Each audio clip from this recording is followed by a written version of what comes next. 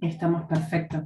Así que si les parece, damos inicio al encuentro de hoy, de este miércoles del curso de urgencias pediátricas anuales.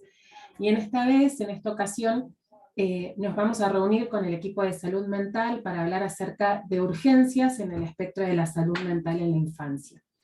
Para este encuentro, tenemos a la doctora Verónica Alonso, que fue en realidad mi primer contacto, y de ahí, con mucho agrado, fueron surgiendo también otras invitadas, que es la licenciada Fernanda Urrere, que es psicóloga infantil, y Julieta Lacunza, que es trabajadora social también del sector infanto-juvenil, así que muy agradecida de que se hayan sumado en esta ocasión. Así que bueno, sin mucho más introducción, ya las dejo, así usamos el tiempo en lo que queremos. La idea de invitar a otras disciplinas tiene que ver con dos cuestiones. Una es con la ley de salud mental, que tiene que ver con que todas las evaluaciones se hacen de manera interdisciplinaria, y así lo abordamos en el sector infanto-juvenil del hospital. Y después también, en relación a la temática pedida, que era episodios de excitación psicomotriz y descompensaciones o episodios agudos en trastornos psiquiátricos, la verdad que después de 20 años de estar en distintas guardias, es muy raro que un niño aparezca desde una patología psiquiátrica con una descompensación disruptiva. En general tienen que ver otros factores que hacen que el niño, cuando aparece en una guardia, aparece con una sintomatología muy aparatosa, pero en general no son tantos los que tienen de base un trastorno psiquiátrico. En general se suele, como tenemos la tradición de adaptar la cuestión de los adultos a los niños, y los niños tienen una especificidad distinta. De cualquier manera, digamos, siempre están las... cuando uno trabaja con niños, siempre está atravesado por aspectos emocionales y familiares del paciente que consulta, pero en las urgencias en salud mental es específicamente la parte emocional la que se pone en juego y a la que hay que prestar más atención, y sobre todo que hay que disponer de tiempo para poder escuchar tanto todos los entrecruzamientos que aparecen en una urgencia de salud mental, que es lo disruptivo de la sintomatología, la cuestión del niño que por ahí no puede explicar o dar cuenta de qué es lo que le pasa, que la demanda en general, más allá de que el niño lo manifiesta en el cuerpo, aparece desde otro lugar, desde la familia y de los padres.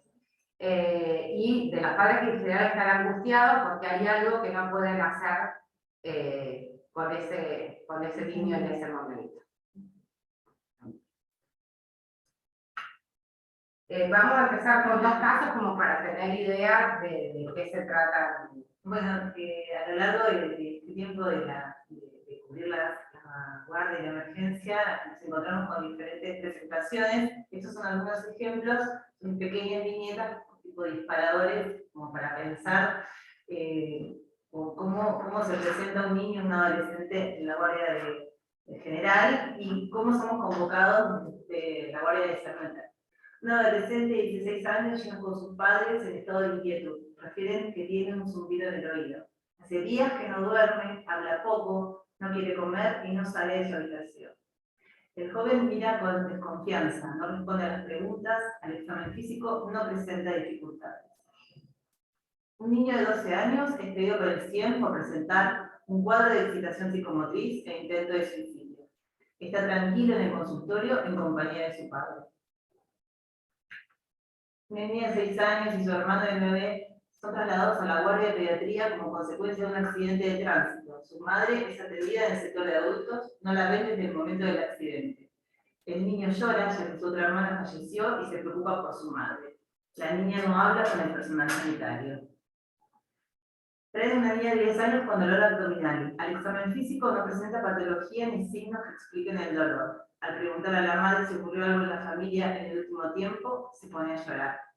Esta variabilidad de situaciones son las que por las que somos convocados, digamos. Frente a esto, lo que se hace es un sinfín de preguntas, y como decía Verónica recién, Digamos, una de las herramientas que tenemos es la posibilidad del tiempo, de dar tiempo de que cada uno pueda escuchar y hablar de lo que está pasando. Digamos, es nuestro instrumento de trabajo. Cortes en muñecas, ingesta excesiva de psicofármacos u otros medicamentos en forma intencional, golpes y lesiones de origen dudoso e inexplicable. Crisis de excitación con agresiones, dolores y malestares, sin aparente causa orgánica. Todos estos casos implican una situación de urgencia que involucra, de uno u otro modo, el área de salud mental. ¿Qué es entonces una urgencia de salud mental? Bueno, por ahí pensado desde la clínica, desde el abordaje interdisciplinario, consideramos que no había una respuesta única o definición de una urgencia en salud mental. Sí, lo que es claro es que tienen en común todas las situaciones con las que charlábamos, era la urgencia de la parte subjetiva del paciente, ¿no? Que necesita ser escuchada. Por ahí en todos los casos que enumeramos, eran como bien distintos y a veces eran designados por otros interconsultales como excitación psicomotriz o demás, y después en este escucha, en este trabajo interdisciplinario podíamos desentrañar o ver qué era lo que estaba sucediendo ahí en esta manifestación del sufrimiento o el padecimiento de ese niño, niña o adolescente que acudía a la guardia. En ese sentido, nos parecía importante remarcar que la angustia es algo difícil de expresar en los niños, que por eso lo pueden hacer poniéndose agresivos, con conductas, digamos, disruptivas o fuera de lo habitual en su comportamiento, manifestando malestares físicos. A veces es muy difícil que puedan enunciar o registrar qué es lo que les sucede a nivel subjetivo y bueno, y comentan que tienen algún dolor y demás, y en el examen físico no hay nada aparente. No me cambió para el otro lado. Bueno, antes por ahí de empezar, digamos, a hablar de las urgencias subjetivas en sí, nos parecía importante poder regresar la categoría de infancia, que no podemos evaluar un niño si no somos conscientes que hay otros determinantes, ¿no? Además de los personales y los familiares o los biológicos, que entran en juego y que nada, en estas atenciones por guardia y en la atención con niños nos enfrentamos a eso. La infancia que conocemos es una construcción sociohistórica de la modernidad que está ligada a modos de educación y prácticas familiares propias de ese momento histórico. Como ustedes saben, en la modernidad, digamos, en la tríada de Estado, familia y escuela, digamos, cuando algo no funcionaba de acuerdo a lo esperado, se recurría a la intervención del Estado de distintas maneras, o aquello que se corría de lo normal, se intervenía desde lo tutelar o lo asistencial. La infancia de hoy se presenta de otras maneras. Podemos pensar que si en la infancia de la modernidad tiene que ver con la reproducción de trabajadores y ciudadanos, hoy aparece el mercado, digamos, como a la espera de la reproducción de niños consumidores y futuros adultos, ¿no? Después, tenemos que tener presente que en esto, que la infancia no es un concepto, es un constructo cultural, que no es una, que son infancias plurales, que esta diversidad va a estar marcada por clase, género, pertenencia étnica, edad, orden de nacimiento intrafamiliar, tipo de vivienda, accesos a servicios, características psicofísicas, determinantes políticos y económicos que van a ir marcando la forma de intervención, digamos, en estas familias y el tipo de abordaje con estos niños, niñas y adolescentes. Pensábamos que era interesante también tener esto en cuenta, teniendo en cuenta que el territorio, la provincia es diferente, dependiendo de la localidad en la que atendamos a estos niños y niñas, y las configuraciones familiares también, de acuerdo a el trabajo que allí se realizan y demás, hace a una cotidianidad diferente en cada niño y niña adolescente, ¿no? Y además estos determinantes van a ir diciendo, marcando qué es lo normal, qué es lo patológico, qué es lo que está bien, qué es lo que está mal.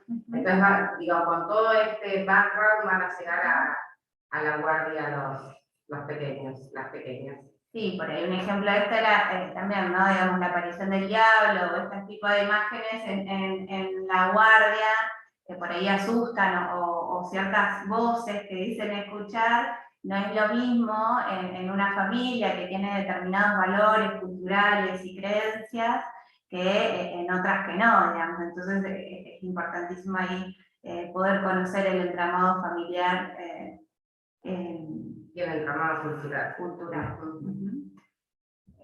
En ese mismo sentido también es que decíamos, ¿no? Por ahí la familia esperada, la familia nuclear de la modernidad no es la que recibimos en los hospitales, y bueno, y han cambiado mucho a lo largo de los años las configuraciones familiares también, ¿no? Después sí nos parece, porque digamos, algo que se presenta en la guardia es el niño, digamos, desde la urgencia de salud mental, la imposibilidad del juego, que es algo de lo que hay que restaurar en el trabajo de guardia. Nosotros nos sirve pensar nuestro trabajo como marcado en una escena, que es la escena del espacio ficcional y el como sí, que es el lugar donde los niños se manejan. Uno puede pensar que el juego antecede al niño y que ese es el lugar donde el niño se siente como tal. Ahora el que va a poder determinar si algo que está haciendo el niño es juego o no, es el otro primordial o el otro que lo cuida, y es donde entonces el niño va a poder así diferenciar la escena del juego de la realidad y poder manejarse ahí tranquilamente. De hecho, es algo que cualquier madre o cualquier pediatra también puede preguntar si el niño juega o no, y sabemos que si algo de esto está detenido, algo está pasando. Por supuesto que va variando según la edad, sabemos que los niños pequeños es el dejar de jugar solos o con los hermanitos o en el lugar, y en los niños en el ámbito escolar, algo de lo que va pasando es de la interrupción del juego con los pares, de no poder, por inhibiciones, por patologías más graves, por violencias, algo de este juego se va deteniendo. Y para nosotros es muy importante la cuestión del juego. Es un indicador de cómo está el niño, nos habla de cómo está con él y con su entorno. Es lo que constituye un niño, es un indicador fundamental. Como decía Verónica, es un espacio de ficción que le permite desarrollarse y constituirse como sujeto. De vuelta, es el como si. El juego no es algo solo recreativo, a veces conlleva algo de lo recreativo y de lo placentero, pero también es un modo de elaborar y de constituirse como sujeto. Por eso es tan importante para nosotros. Bueno, y esto repitiendo, ¿no? Que cuando este espacio virtual, como si esta escena lúdica no funciona, cuando hay fallas en su armado o es pueril o escasa la posibilidad de juego, es porque estamos pensando que hay algo que aparece desde lo patológico, desde lo que no están dando.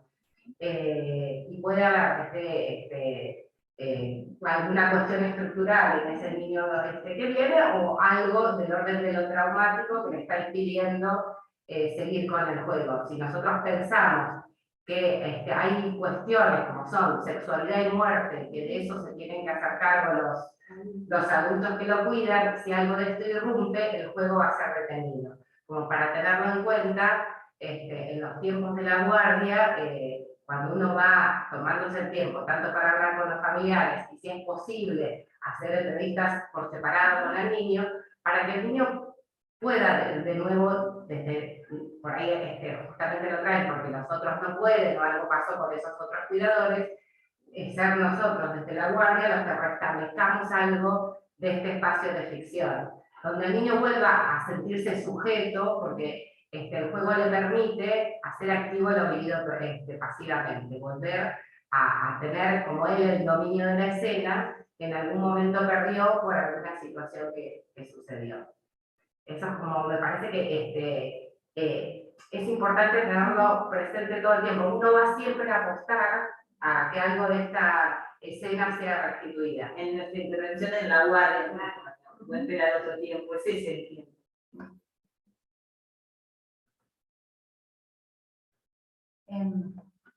Bueno, estrategias a seguir. Hay algo que escuchamos en la guardia, que evaluamos para decidir una estrategia.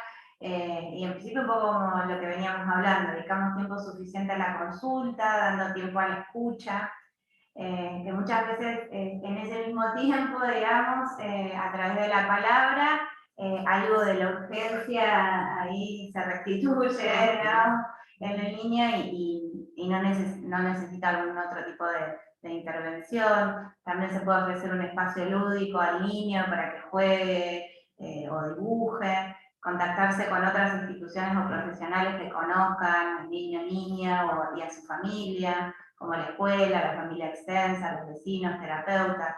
Ver con quién viene acompañado, digamos, a veces es la misma escuela la que deriva a un niño o niña a la guardia u otra institución, no siempre son los referentes adultos de su cuidado. Es fundamental también el examen clínico. Sí, eso se hace con anterioridad, porque bueno, en muchas ocasiones es primero, bueno, descartar causas orgánicas o tóxicos que puedan estar produciendo algún cuadro que también produce toda esta sintomatología disruptiva. Y uno cuando va interrogando a la familia o a quien lo trae, va pudiendo determinar cuándo es que esta situación diferente empezó, que, como para poder hipotetizar qué lo desencadenó, y cuál es la diferencia entre el corte para traerlo a la guardia de lo que venía sucediendo antes y de lo que sucede ahora. Y también va a ser algún indicador para tener en cuenta si quienes lo traen, por ejemplo, puede ser mandado por la escuela u otra institución, y quien lo trae no pesca que haya diferencia. Digo, porque eso también va a determinar después, al momento de alguna estrategia a seguir, si el otro que lo está cuidando ha podido advertir ciertos cambios conductuales o ciertas cuestiones diferenciales que hacen que el pequeño esté en alguna situación problemática. Sí, para evaluar el riesgo. Para evaluar el riesgo. Bueno, y todas las interconsultas, laboratorio, imágenes, todo lo que sea necesario, para descartar siempre primero alguna cuestión orgánica. Porque la cuestión es esta, en la infancia aparece toda sintomatología conductual o lo que puede aparecer como exceso de angustia o llanto o agresiones, y no es que no es fácil hacer el diagnóstico diferencial de qué se trata. Porque puede ser, como en alguno de los casos que vimos al principio, después de la pubertad, un inicio de una descompensación psicótica, como un niño que tiene inmenso miedo a quedarse solo, o siente que los adultos que lo tienen que cuidar no lo pueden parar, no lo pueden contener ante alguna situación, y no hay peor cosa para un niño que sentirse que el adulto cuidador no puede con él. Eso va llevando a extremos de una angustia terrible que termina también en un episodio de lo que se llama de desborde. Bueno, estas son algunas de las cosas que vamos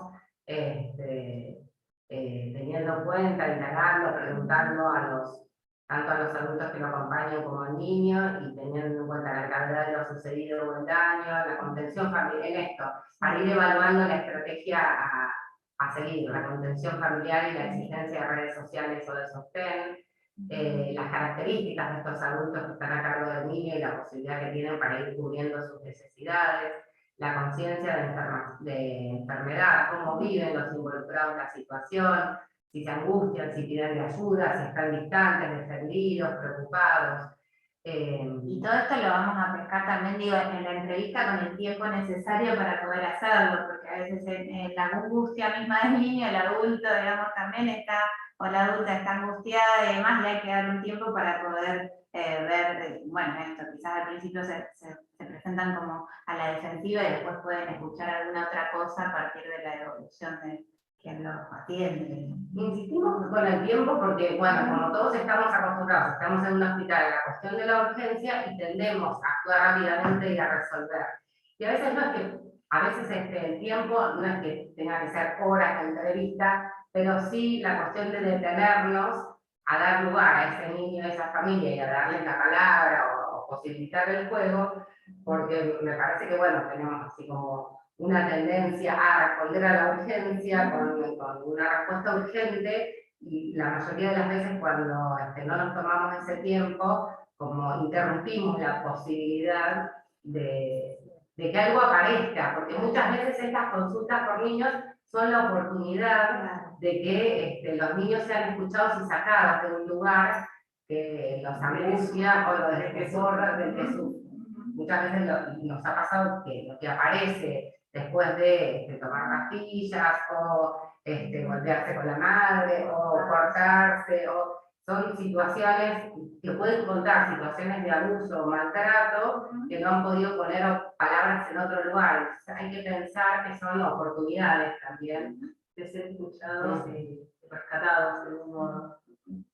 Sí, el tiempo también es un tiempo que nos damos nosotros como equipo, es interdisciplinario, como decíamos al principio, también necesitamos después de las entrevistas y de poder evaluar y conocer la situación más a fondo, poder darnos un tiempo nosotros para ver cómo seguir, digamos, cuál es la mejor estrategia o la mejor indicación, tanto para, digamos, para la familia, para el niño y para la familia. Y esto mismo después, trabajarlo con quienes son los que nos preguntaron, ¿no? ¿Qué pasa con el niño? Que son los pediatras, los médicos que están en la guardia clínica. Todo eso lleva tiempo, eso digo.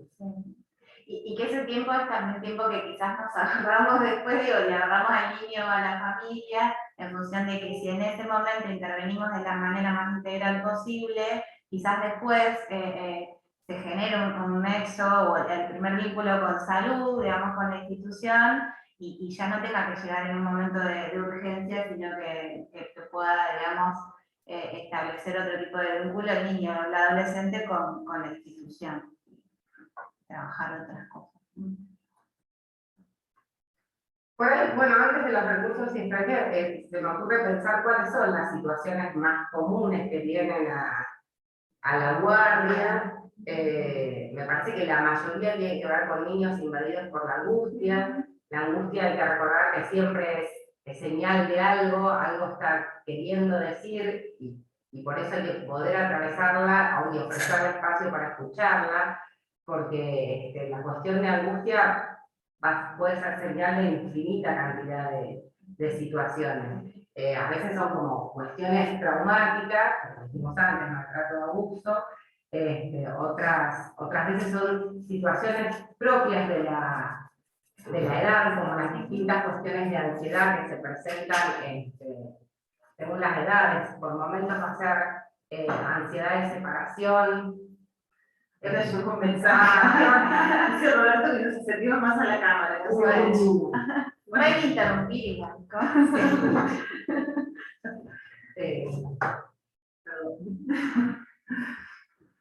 Bueno, estamos como, bueno, las situaciones que generan angustia, las más habituales, y dependen, digamos, cuando más pequeños tienen más que ver con las de separación, con el miedo a quedarse solos, con duelos, sí, es en general separarse de los padres. Hay muchas veces que son niñitos que no pueden asistir a la escuela solos, o no pueden dormir solos, o vienen sin dormir, y por supuesto, bueno, habrá que ver qué de la contención de esos padres no se está pudiendo dar, porque son como, hay ciertos miedos que son frecuentes o propios de cada edad, que cuando están desbordados es cuando llegan a la guardia, pero bueno, hay algún adulto que no está pudiendo contenerlos. En relación al dolor, porque también puede ser el dolor por la pérdida, pero bueno, también porque siempre el niño cuando está angustiado o algo le pasa, pone el cuerpo. Y puede poner el cuerpo desde lo conductual, desde ponerse agresivo, desde inhibirse, aislarse, sentir dolor físico también en alguna situación. O sea, referir a algún dolor físico, eso también puede ser un indicador. También pensaba que claramente la angustia en un niño desborda y muchas veces, digamos, son los padres los que también están desbordados cuando llegan. Entonces no es solo la atención a este niño, sino que muchas, como decía Pedro y Juli, hay un adulto que no pudo con esa situación, ¿no? Por eso terminamos acá en la guardia, ¿no? Termina ahí pidiendo ayuda. Entonces es también de alguna forma restituir tanto al niño en su lugar y con el juego, y al adulto en su función de cuidador, digamos, de quien debe protegerlo y cuidarlo. Después, otra cuestión, porque muchas veces también pasa que son padres que por algo que les sucede no están pudiendo contener o soportar alguna situación que es propia de la infancia y aparecen como patologizadas cuestiones que tienen que ver con cierta claudicación de esos padres, y ahí también va a haber que elegir abordar a los papás. A los papás, a la familia ampliada, digo, ahí buscar algún tipo de red, es súper importante en la guardia también, digamos, poder evaluar algo de esto, ¿no? De poder restituir algo de la red sociofamiliar de ese niño, niña, adolescente, para asegurarnos que alguien pueda sostener esos cuidados. Quizás en ese momento y de forma transitoria no es posible que se pueda ir con esa persona con la que vino y poder generar algún tipo de acuerdo que esté en otro lugar, digamos, con otro adulto que pueda contenerlo. No, porque me parece que esto, que la infancia es juego, digo, para que se den cuenta, y es contención, y necesita la contención.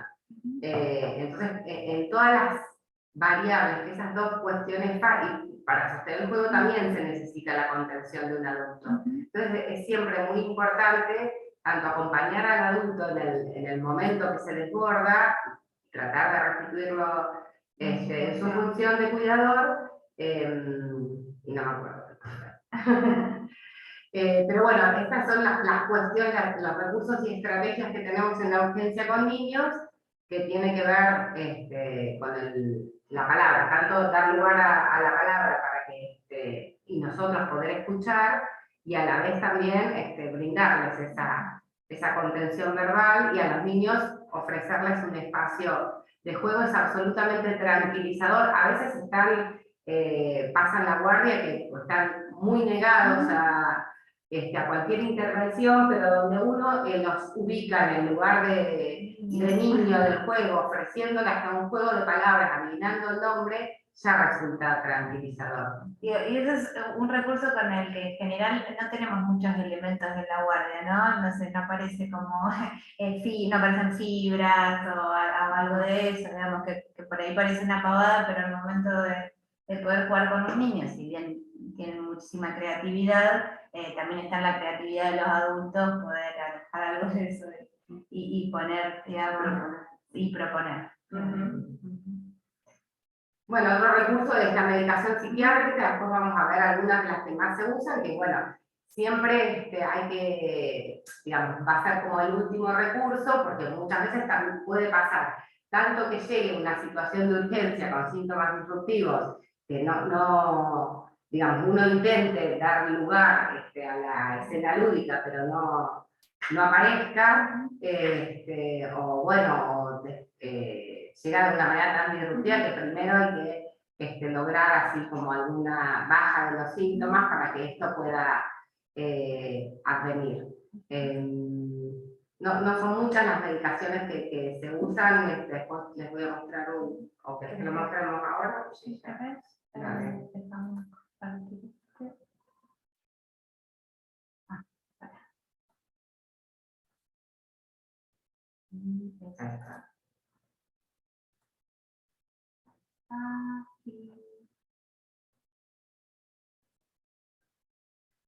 Bueno, hay que acordarse siempre, digamos, son pocos los que usamos en la urgencia pediátrica, porque es mejor tener los de mayor experiencia, los que más tiempo de uso tienen,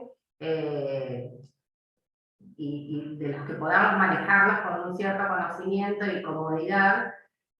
Por supuesto va a depender de las condiciones clínicas y psiquiátricas del niño que nos encontremos, de la edad del paciente. Es la menor dosis posible. Hay que pensar en los efectos terapéuticos que uno busca y cuidado con los efectos adversos, y recordar que siempre la dosis terapéutica es individual y que los pacientes con similares dosis reaccionan de manera diferente. Cuando hay, digamos, el haloperidol no es muy usado, digamos, porque no es que en general, a ver, ¿hay alguna pregunta? Levantaron la mano. Sí, pero no sé si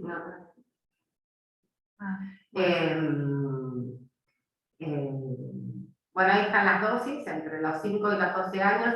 El haloperidol es un antipsicótico incisivo, en general se usa si hay una descompensación o un desborde con mucha agresividad, mucha excitación, que uno ve que el niño no puede parar y hay como componentes de desorganización, no solo conductual, sino discursiva, donde pueden aparecer cuestiones alucinatorias y no, por vía de la palabra, no ceden, y hay mucha desorganización, agitación psicótica, y se puede utilizar haloperidol, siempre se intenta que acepte por vía oral, y si no, si es imposible, aún en niños ya desde los 10 años se pueden usar dosis intramusculares, se puede usar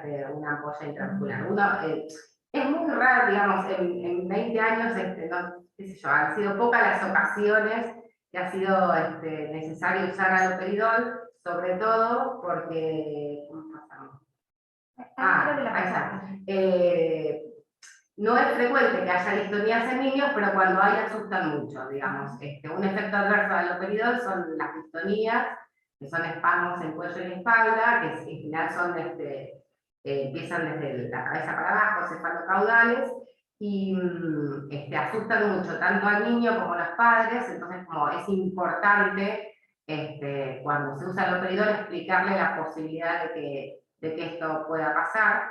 En general se usa difenhidramina para que pase la distonía, y si no, en mayores de 10 se puede usar nifedipino, los dos son en comprimidos, y si no, otra forma de actuar ante una excitación grave es indicar junto al haloperidol con lorazepam, con alguna benzodiazepina, que disminuye los riesgos de efectos extrapiramidales.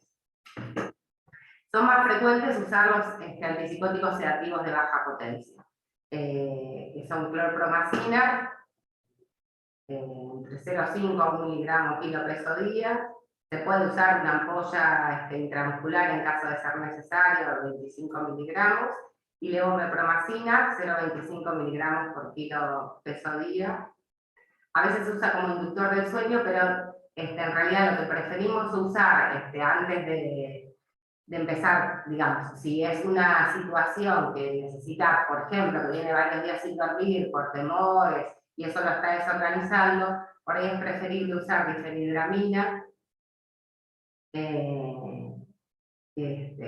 Nada, no tiene todas las complicaciones de hipotensión, que es raro, pero que pueden aparecer en niños. Después lo que usamos también son benzodiazepinas muchas veces ante algunas situaciones de extrema ansiedad, que es donde aparecen muchos síntomas somáticos, mucha síntoma neurovegetativo. Hay que tener cuidado de los menores de 10 años con los efectos paradojales con las benzodiazepinas, pero se pueden utilizar lorazepam o clonazepam con estas situaciones, y el lorazepam sí se usa más ante crisis de excitación psicomotriz, distonías, cuadros catatónicos, abstinencia a algún fármaco o alguna droga que ha consumido. Se pueden usar por vía oral o intramuscular. Bueno, ese es otro de los recursos que tenemos.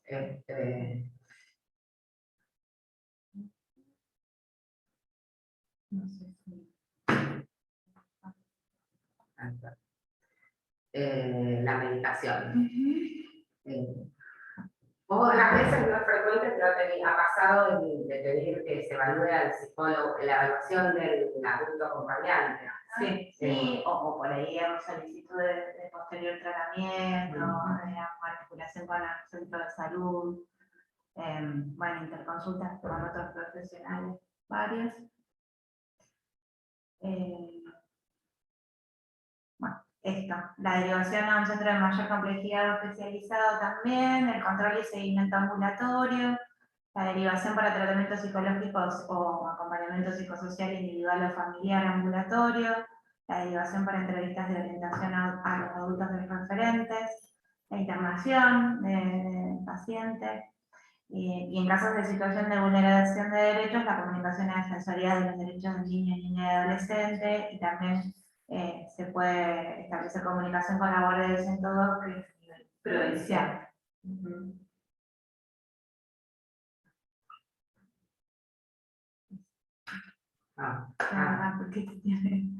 Bueno, eso ya lo charlamos. No, y me parece que una cuestión importante que siempre nos preguntamos es la evaluación del riesgo para definir un abordaje. Entonces vamos a tener en cuenta si algo de lo que llevó a la consulta cede durante la urgencia, si los padres cambian de registro, pongámosle que venían muy distantes, si no se angustiaban a poder responsabilizarse de algo del cuidado de ese niño.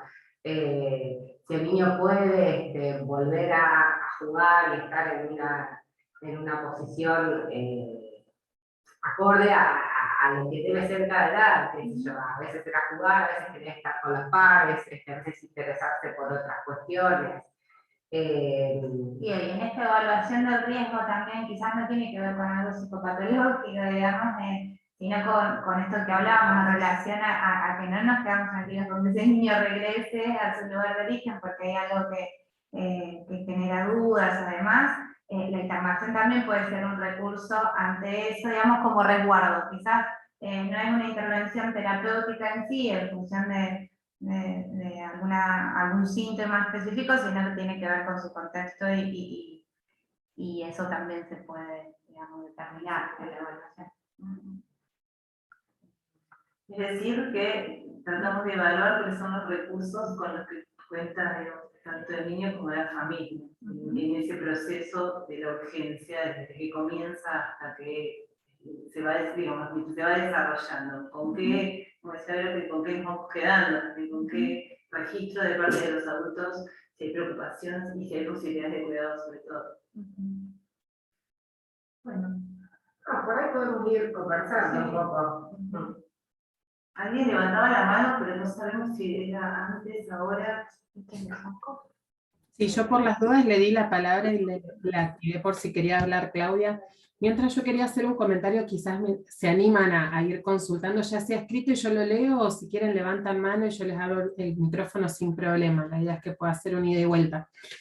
Sí es cierto que me paro en la guardia, en la vorágine de la guardia, y muchas veces el poco personal de salud, el malón de gente que está afuera, las consultas que nos avasallan en muchos momentos, incluso también me paro en otro hospital o en un centro de salud, y es verdad que la sensación del personal de salud ante estas consultas, síntomas conductuales, a veces es de cierto pesar, incluso de rechazo, porque también creo que hay que ser sinceros y que poner en palabras lo que realmente pasa de este lado, ¿no? Cuando no estamos empapados de formación en salud mental. Y creo que uno de los grandes agujeros que tenemos es justamente en la formación, y por eso esa sensación de rechazo primero, antes de poder pensarlo de otra forma, ¿no? Entonces, por una parte, la falla que tenemos, creo, todos como personal de salud, que afrontamos a estos niños en cuanto a lo que es el conocimiento. Eso es el primer punto. Después otra vez es lo que nos pasa, no solamente a nosotros como personal, sino también a los padres muchas veces que se ven desbordados por las situaciones, es esto en la cultura de la inmediatez, ¿no? De que todo tiene que ser solucionado ya, me lo solucionás ya, y lo quiero ya, y me quiero ir con mi niño felices y contentos los dos cantando de la mano de acá y ya. Entonces también esto genera cierta sensación de decir, upa, no quiero ni siquiera ver a este paciente porque no lo sé quizás afrontar, y encima me va a pedir algo que no voy a poder hacer. Entonces se juntan un montón de factores que hacen que cada vez sea más complicado el abordaje de estos niños en una sala de urgencias. Pero creo que, entendiendo, y por eso me parecía tan importante poder charlar esto con ustedes, empezar a pensarlo diferente, ¿no? Empezar a pensar de que nosotros somos una oportunidad, de que ese primer contacto con nosotros es quizás esto que ustedes decían, el primer paso a tratar de resolver esta situación. Entonces cambiar incluso hasta nuestro chip de cabeza y mirarlo de forma diferente, ¿no? Por eso la importancia de la charla en este momento. Que es verdad, tampoco uno puede pretender de que, bueno, a partir de estos 40, 45 minutos, 60 que nos juntamos, a partir de ahora yo voy a poder afrontar perfectamente estas situaciones, porque es una mentira también, pero creo que lo más importante no es el cambiar esta visión de decir, bueno, soy la primera respuesta, soy quizás el primer paso de la solución, soy una oportunidad, entonces pensarnos diferentes, ¿no? Y me parece que, digamos, porque cuando uno dice algo hay que hacer, viste que nos mandamos, bueno, algo hay que hacer y es, nada, americana, contenera, y a veces es como una pequeña cosa, y un momento que después, porque después uno los escucha en el consultorio, y tienen efectos, pequeños lugares y oportunidades que tuvieron en la guardia. Porque te cuentan, porque no sé, que si la doctora tal cosa, o qué hizo, o cómo se detuvo, o cómo, y marcan una diferencia, y es re importante para los niños, porque los ubicaron en un lugar diferente del que estaban cuando fueron traídos. Sí, por ahí en esto de la oportunidad también como pensarse como adultos, en la oportunidad de un diálogo intergeneracional también, digamos, de poder, de esa primera oportunidad quizás que tienen con un adulto que los escuche, ¿no? Que los aloje, digamos, cuando vienen por ahí de contextos muy difíciles y cuando, nada, esta sociedad, como vos decís, nos impone una respuesta inmediata, digamos, el placer inmediato, la satisfacción inmediata de cuestiones que en el cotidiano sabemos que no se pueden resolver. Como poder verselas también con la propia angustia, de alguna manera, de que la situación que vamos a abordar no sabemos cómo va a salir, ni para dónde va a disparar, y no tenemos por qué saberlo de antemano. Eso es lo interesante también, que lo vamos a ir sabiendo en la medida en que vamos escuchando. Y eso está bueno, y nos tranquiliza también. A nosotros también, como profesionales, atendemos la urgencia, digamos. Entonces, poder dárselas con eso, porque no es solamente la angustia del paciente, de la familia, que nosotros también en parte nos angustiamos cuando las cosas se presentan de ese modo.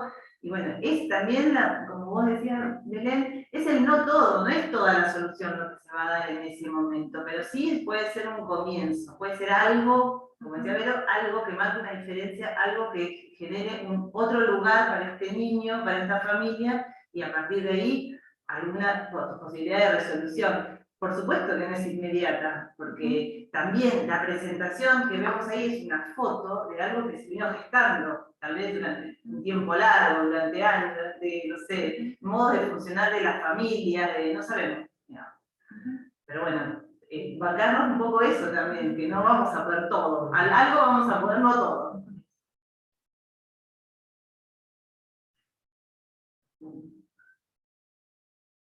Bueno, no sé, chicos, tienen el espacio abierto para ir consultando. Y otro comentario que les quería hacer, que quizás en realidad desde justamente esto del mezclarnos un poco, desde mi parte en realidad conozco y estudio mucho acerca de la pseudoanalgesia, y para hacerles un comentario, lo que son los fármacos, como por ejemplo el haloperidol, tienen posibilidad de pasarse intranasal. Está bueno para ir conocerlo, sí.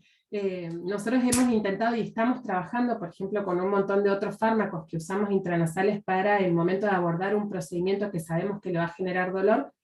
Somos muy cuidadosos, por lo menos en el SUEP y en el curso anterior hemos intentado de llevar esto también a nuestros colegas en otros lugares, de que esos abordajes deben hacerse sin dolor, sin ansiedad, con el niño colaborando, con un personal que está más tranquilo para trabajar y demás.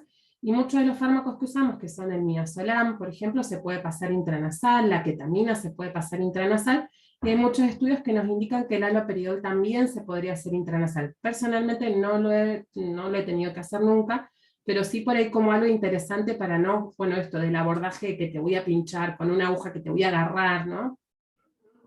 Sí, vamos a investigar, está bueno, sí.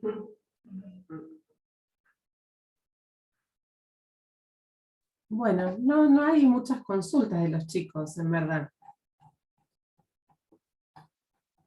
No veo mucho más como para agregar desde el otro lado, ¿no? Bueno, sí, pero hemos tenido justamente la semana pasada, y creo que en este último tiempo, es como vos decís, en verdad no han habido muchos casos, ¿no? De estos pacientes que llegan a un punto tal de desborde todo, ¿no? Del personal de salud, incluso del interior, de nosotros mismos y demás.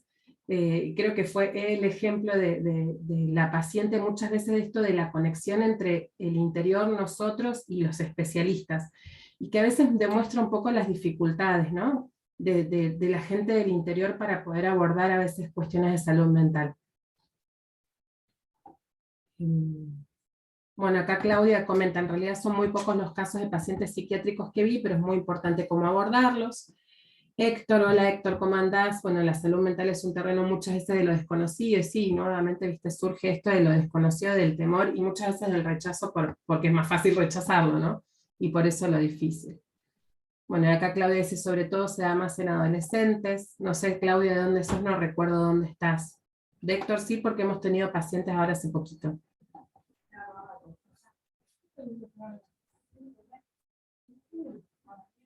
Claudia menciona, bueno, casos de depresión e intentos de suicidio. No sé, Claudia, de dónde nos escribís. De Zapala.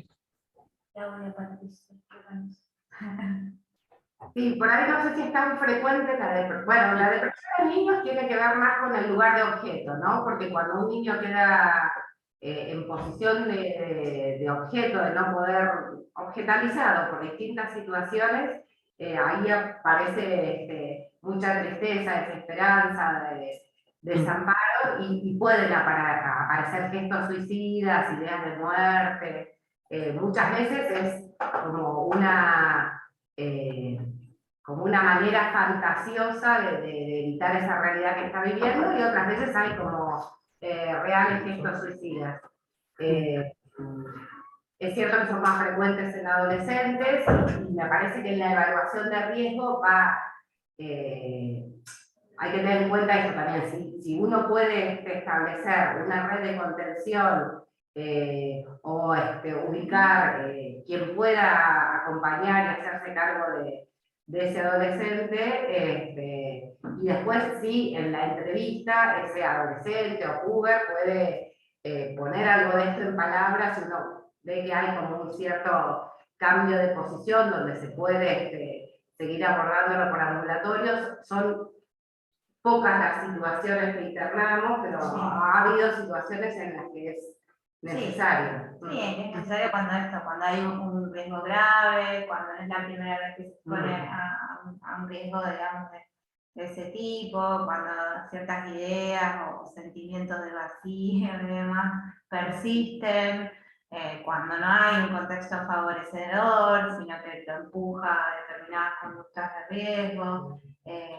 Pero sí, como fundamental es eso, ¿qué puede decir el adolescente de eso que está viviendo? Si hay algo si es que puede poner en palabras algo de eso que le sucede, y el contexto, digamos, a dónde va a regresar, digamos, que haya contención. La comunidad, digamos, no tiene que ser alguien, un familiar directo, pero sí alguien que pueda alojar lo que le está pasando. Que muchas veces, porque uno le parece obtiene internaciones prolongadísimas, y a veces puede ser, no sé, 24 horas o 48 horas que se arme así como un corte en esa realidad, como para bajar y dar de nuevo, armar algo de algún otro que pueda sostener a ese puber o adolescente. Hay una pregunta y un comentario muy importante. Bueno, Gaby Klaas, que es de acá de Neuquén, del privado, nos hace la mención de que la pandemia aumentó mucho más, sobre todo en adolescentes, y bueno, intentos de suicidio. Bueno, sí, creo que la pandemia es otro cantar, ¿no? Y todo lo que ha pasado post pandemia, con respecto de la salud mental de todos en general, ¿no? A cualquier edad. Sí, para todo un capítulo, cómo afecta a los niños y a los adolescentes y a los adultos mayores. Digo yo que fueron como las poblaciones más afectadas, porque quienes más o menos pudimos continuar con algo del trabajo, de alguna situación que ya traíamos, es distinto a quien vio interrumpido su lazo y su cotidianidad total, ¿no? Como por ejemplo los niños y los adolescentes, con lo importante que es en ese tiempo el par, el otro, el compañero, el poder concurrir, salir de la casa, digamos, que es tan importante en ese tiempo. Pero bueno, eso sí queda para un capítulo aparte. Chicas, acá Emil se pregunta también algo que quizás suene más administrativo, pero bueno, no deja de ser muy importante en la hora de estar con el paciente, si existe en la parte pública o privada internación especializada en salud mental, seguramente habla de qué niños, a partir de qué edad se pueden internar en un servicio de salud mental, por ejemplo acá en el HPN.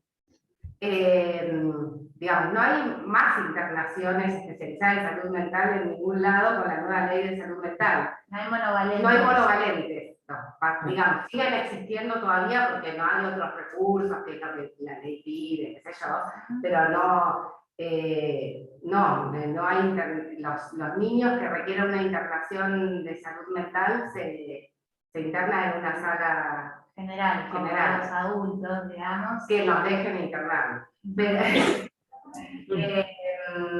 Pero la sala en el servicio de salud mental del Hospital Castro Rendón se internan a partir de 14 años.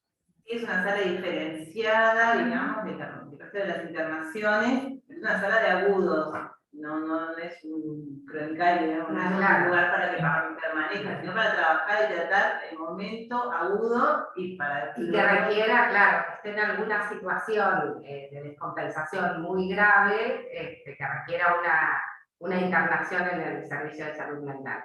Entonces en Neuquén, en el ámbito privado, no hay internaciones de niños o adolescentes. No. Y hay dispositivos de hospital de día, digamos, de internación de 8 a 17, hay de niños y adolescentes, en lo que es el ámbito privado. En lo que es el ámbito privado. Nosotros durante, no sé, 25 años más hemos presentado distintos proyectos a la Subsecretaría de Salud con un centro de día para niños y adolescentes y desde salud pública. Desde salud nunca, no. Que no sería necesario. No, incluso los centros de día, digamos, que están funcionando, tampoco contemplan la atención con niños, sí, a partir de los 14, 15 años.